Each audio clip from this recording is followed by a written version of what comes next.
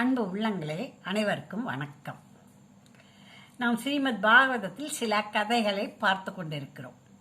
அதில் இந்த விஷ்ணு பகவான் எத்தனை அவதாரங்கள் எடுத்திருக்கிறார், இந்த மச்ச அவதாரம் எப்பொழுது எடுத்தார், எதற்காக எடுத்தார் பார்ப்போம். இந்த மச்ச அவதாரம் மதுரையில் தான் நடந்திருக்கிறது.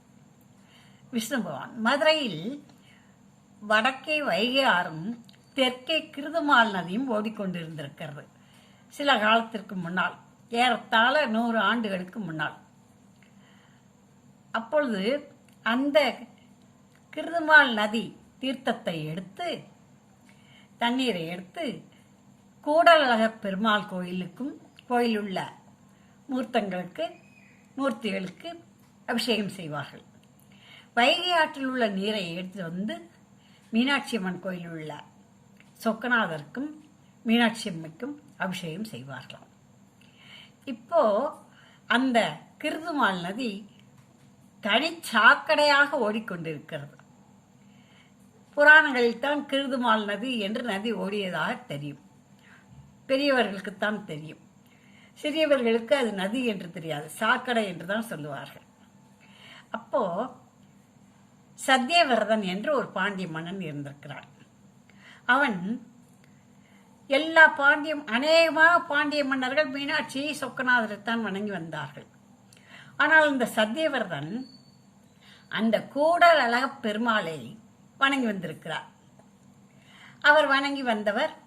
அவர் நல்லாட்சி செய்து, நேர்மையான ஆட்சி செய்து, மக்களிடம் நல்ல பெயர் எடுத்து, இறைவனடி நீ சேர வேண்டும், நான் காட்டிற்கு சென்று தவம் இருக்க வேண்டும் அப்படி என்று சொல்லி மக்களிடமெல்லாம் ஆலோசனை கேட்டு தன் மகனுக்கு அரச பட்டத்தை சூட்டி கொடுத்து விட்டு, அப்படியே அங்கே ஒரு வனத்திலே ஆசிரமம் அமைத்து அங்கே இருந்திருக்கிறான். வெறும் தண்ணீரை மட்டுமே அருந்தி பெருமாளை நினைந்து வணங்கி கொண்டு இருக்கிறான். அவன் அந்த கூடலழகர் பெருமாள் கோயிலுக்கு எடுக்கும் அந்த கிருதுமால் நதியிலேயே குளித்து மூழ்கி அந்த கோவிலுக்கு சென்று வந்து அதற்கப்புறம் தன்னுடைய பூஜையை ஆரம்பிப்பார். அதேபோல் ஒரு நாள் கிருதுமால் நதியிலே தண்ணீரை பக்கத்திலே கமண்டலத்தை வைத்துவிட்டு 2 கைகளிலும் தண்ணீரை எடுத்திருக்கிறான், இறைவனுக்கு அர்ப்பணம் பண்ணுவதற்காக. அப்படி எடுக்கும் பொழுது ஒரு சிறு மீன் குஞ்சு வந்திருக்கிறது. அந்த மீன் குஞ்சு வந்த உடனே, ஆஹா எத்தனை அழகாக இருக்கிறது இந்த மீன் குஞ்சு என்று சொல்லிக்கொண்டே அதே நதியில் விட்டு விட்டான். மறுபடியும் தண்ணீரை எடுத்து தர்ப்பணம் பண்ணுவேன். அந்த அர்ப்பணத்திற்காக அப்படியே எடுக்கும் பொழுது அந்த தண்ணீரில் மீன் வந்திருக்கிறது. இங்கே வா, மீன் மீண்டும் மீண்டும் வருகிறது என்று விட்டு மறுபடியும் எடுத்திருக்கிறார். கையில் வந்த உடனே ஏன் இந்த மீன் நம் கையிலேயே அகப்படுகிறது என்று அவர் யோசிக்கும் போதே அந்த மீன் பேசியது. ராஜரிஷியே, நீர் விரதம் இருக்கின்றேன். நான் சிறிய மீன் குஞ்சு. இந்த ஆற்றிலே நீர் விட்டீரானால் இந்த பெரிய மீன்கள் என்னை விழுங்கிவிடும், என்னை பத்திரமாக கொண்டு போகும் என்று சொன்னது. சரி என்று கமண்டலத்தில் நீர் எடுத்து அந்த கமண்டலத்தில் அந்த மீனை போட்டு விட்டு அவர் செய்கின்ற காரியங்களை எல்லாம், கையினால் செய்கின்ற பூஜைகள் எல்லாம் செய்து முடித்து விட்டு கமண்டலத்தை எடுத்துக்கொண்டு ஆசிரமத்திற்கு சென்று வைத்து விட்டார். இனி கமண்டலத்தை மறுநாள் தான் எடுப்பார். அப்படி வைத்து விட்டு தன் பூஜைகளை ஆரம்பித்தார். உண்டார், உறங்கினார். அந்த நாளைய பொழுது எப்படி கழிக்க வேண்டுமோ பூஜையில் கழித்தார். அந்த நாள் முடிந்தது. மறுநாள் விடுந்தது. அந்த கமண்டலத்தை எடுத்தார். பார்த்தால் கமண்டலத்தளவு வளர்ந்திருந்தது அந்த மீன். ரிஷியே, எனக்கு இடம் காணவில்லை, பெரிய பாத்திரத்தில் விடு என்றது. சரி என்று பெரிய பாத்திரத்தில் தண்ணீர் எடுத்து மீனை விட்டு கமண்டலத்தை எடுத்து போய் அவர் பூஜை செய்தார்.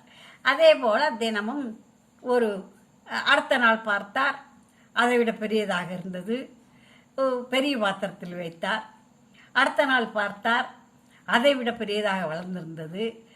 எடுத்து பெரிய குளத்தில் பெரிய குப்பரையில் வைத்தார். இப்படி இது சாதாரண மீன் அல்லவே, இது ஏதோ மீனாக தெரிகிறதே என்று, ஏதோ மாய மீனாக அல்லவா தெரிகிறது அப்படி என்று நினைத்து கொண்டு, ஏய் மீனே, நீ யார்? என்னை ஏன் இப்படி சோதிக்கிறாய்? நான் உன்னை சரணடைகிறேன். எதற்காக வந்துள்ளாய்? சொல். உன்னை தெய்வமாக நினைத்து வணங்குகிறேன். எதற்காக நீ வந்திருக்கிறாய்? சொல்லு என்று கேட்டார். சத்தியவர்தனே, உன் யூகம் சரிதான். இன்றிலிருந்து 7ஆம் நாள் பிரளயம் ஏற்பட போகிறது. பிரளயம் சொன்னா ஒரு கல்பகாலம் முடிஞ்சு அடுத்த காலம் உலகம் அழிய போகுது. தண்ணீராலேயே கடல் நீரே வந்து வந்து அழிக்கப் போகிறது.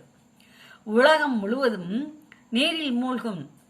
நான் உன்னையும் சில உயிர்களையும் அவர்களுக்கு வேண்டிய தானியங்கள் மற்ற பொருட்கள் எல்லாவற்றையும் காப்பாற்ற நினைக்கிறேன், உருவாக்க நினைக்கிறேன். மீண்டும் உலகம் உருவாகும் பொழுது உருவாக்க நினைக்கிறேன். ஆகவே நான் என்னை கொண்டு போய் கடலில் விடு, பத்திரமாக இருக்கிறேன்.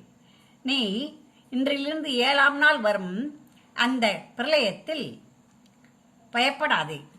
உன்னை காப்பாற்றுவதற்காக சப்த ரிஷிகளும் ஒரு பெரிய படகிலே ஏறி வருவார்கள். அதில் நீ உயிர்களையும் உயிர்களுக்கு தேவையான பொருட்களையும் எடுத்துக்கொண்டு ஏறிக்கொள். அது கடலில் மிதந்து மிதந்து வரும். அந்த படகில் வாசுகி என்ற பாம்பும் வரும். நான் பெரிய மீனாக வளர்ந்திருப்பேன். என் மீசையே பெரிதாக இருக்கும். அந்த மீசையில் அந்த பாம்பு வந்து படகோடு சேர்ந்து சுற்றி கொள்ளும். நீ அதை நன்றாக கட்டிவிடு. நீரெல்லாம் வடைந்த பிறகு உன்னை நான் கரையேற்றி விடுகிறேன் என்று சொன்னது. சரி என்று பிரம்மன் விழித்தெழுந்தபின் உன்னை மறுபடியும் உயிர்களை உருவாக்குவதற்கு நீ உதவி செய்ய என்று சொல்லிவிட்டார். சரி என்றார் இந்த சத்தியவிரதம். அதே போல 7ஆம் நாள் பிரளயம் வந்தது. பிரம்மன் அப்படியே தூங்கிவிட்டார். ஒரு கல்பகாலம் என்பது பிரம்மனுக்கு ஒரு நாள். ஒரு பகல் முடிந்து ஒரு இரவு ஆரம்பிக்கும் பொழுது கல்பகாலம் முடிகிறது. அந்த தண்ணீரெல்லாம் வற்றுவதற்கு இரவு முழுவதும் ஆகிறது. அந்த இரவில் அவர் தூங்கி எழும்பொழுது அவருக்கு விடுகிறது. அவ்வாறு தூங்கிய பொழுது அவர் அப்படியே கைகளில் வைத்து முகத்திலே வைத்து மூடிக்கொண்டிருந்த வேதங்கள் எல்லாம் நழுவி விட்டன. இதை பார்த்து கொண்டிருந்த குதிரை முக அசுரன் ஒருவன் அத்தனை வேதங்களையும் எடுத்துக்கொண்டு ஓடிவிட்டான். எடுத்துக்கொண்டு ஓடி அவனும் ஒரு மலை மீது உச்சி மீது இருந்து கொண்டு இருக்கிறான். அந்த வேதங்களை பிடித்து அவன் படித்துக் கொள்ள வேண்டும் என்று நினைத்து அந்த வேதங்களை எல்லாம் எடுத்துக்கொண்டு இருக்கிறான். அதே போல் அதை நான் காப்பாற்ற வேண்டும். அதற்காகவும் உன்னை இந்த படகிலே ஏற வைக்கிறேன், ஏறிக்கொள்ள சொல்கிறேன் என்றார். அதேபோல் பிரளயம் நடந்தது. பிரளயம் முடிந்தது. அந்த தண்ணீர் வழிந்தது. பூமி உருவானது. பிரம்மன் விழித்து எழுந்தார். பூமியில் உள்ள உயிர்களை வேதங்களை தேடினார். அதைத்தான் கயக்ரீவர் எடுத்துக்கொண்டு போய்விட்டாரே. உடனே அப்பொழுது அந்த பெரிய மீனானது அந்த கயக்ரீவரை, அந்த குதிரை முக கயக்ரீவரை இழுத்து கொண்டு வந்தது. அந்த வேதங்களை எல்லாம் எடுத்து பறித்து கொண்டு வந்து பிரம்மனிடம் ஒப்படைத்தது. பின்னர் தன்னுடைய விஷ்ணு உலகத்துக்கு சென்றது. அந்த வேதங்களை காக்கவே அந்த கயக்ரீவரிடமிருந்து வேதங்களை காப்பாற்றி எடுத்து கொடுத்து மக்களையும் உயிர்களையும் இந்த சத்தியவர்தனையும் உயிர்ப்பிக்கவே என்ன செய்தது? மச்ச அவதாரம் எடுத்தது. எங்கே? மதுரையில் உள்ள கிருதுமால் நதியில். இவ்வாறாக இந்த புராணத்திலே போடப்பட்டிருக்கிறது. ஸ்ரீமத் பாகவதத்திலே அதை படித்து உங்களுக்கும் சொல்லுகிறேன். குழந்தைகளுக்கு சொல்லுங்கள்.